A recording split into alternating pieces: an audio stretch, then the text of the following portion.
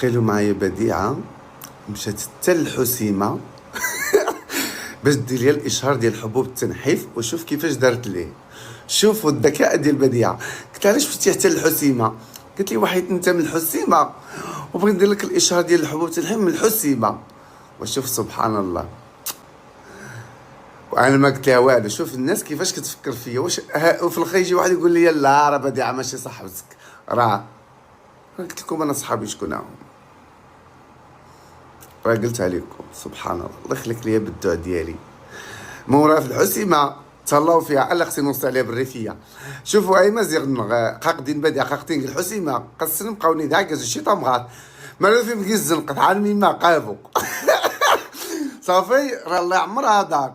مرة في مكيز زنقاتني غاميانيتين عالمي ما قابو قاوني داكز شي طمغات فهمني غلا وني ظريف بزاف. المهم بقى نهار ديالي انا وحيني الباركينات نفهم لا وني كيسخيم ساكاني صقير البونيات سميتي ما ذو فيهم سوق الدوع زيت نجاش ميزي ما فيهم كثر مما. المهم بعض المرات ما كنعرفش نهضر. المهم تهلاو فيه فهمتوا، المطاعم والريستورات والقهاوي وداك الشيء راه ود البلاد فهمتوا. كبروا بيه يقولوا راه وصلنا عليك نوفل قسم داكم مني عالمي ما قابو قبيل لا مولود عالمي ما قابو يكنيو ما دايرين فين.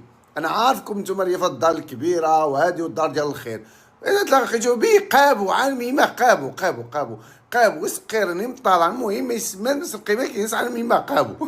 عقشكم ديني وتحياتي للناس الريف الناس الكرامه الناس ديال الخير وعارفكم غتهلاو فين. لوف يو انا.